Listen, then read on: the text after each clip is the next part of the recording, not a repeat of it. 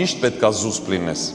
Աստծո խոսքը ասում է արագ եղեք լսելուց եւ դանդաղ խոսելուց։ Ավելորդ խոսք մի ասա։ Մի ասա, որովհետև հետո զղջալու ես։ Իսկ եթե արդեն ասել ես սիրելիս, գնա եւ հաշտվի, Աստծո խոսքը ասում է շատ պարզ։ Եթե նույնիսկ գիտես, որ քո եղբայրը եւ քույրը քո դեմ մի բան ունի, գնա հաշտվի իր հետ։ Կանչել է մեզ, որպեսզի մենք լինենք սուրբ ազգ, սրբված, վստահելով նրան։ Երբ որ քարկոծում են, դու կարողանաս մեկը բերես դա Աստծո առջև, հասկանալով, որ դու կանչված ես, ոչ միայն ես որպես ծառայող այստեղից, բայց բոլորս կանչված ենք Աստծո փառքը բերելու։ Իսկ երբ որ դու բարկությունդ ես բերում մարդկանց վրա, երբ որ քո մարդկային վրեժն ես լուծում,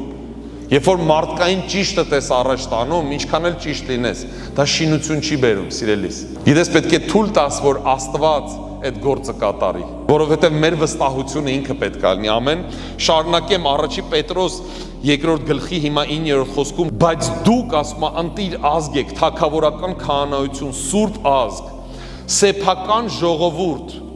որ քարոզեք նրա առաքինությունները, ոչ թե ձեր ճիշտը քարոզեք, այլ նրա առաքինությունները։ Մարմնավոր ցանկությունը մենակ, չգիտեմ, սեռական ցանկությունը չի, բարկությունն էլ է,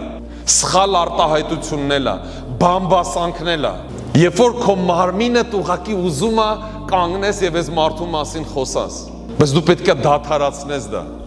Եթե դու ուզում ես լինես այդ կենթանի քարը Աստծո մարմնի մեջ, եթե դու ուզում ես պտուղ բերես նրա մարմնի մեջ, եթե դու ուզում ես, որ դու հաճելի լինես Աստծուն, եթե դու ուզում ես, որպեսզի Աստված քեզ բարձրացնի ավելի մեծ տեղ, ոչ միայն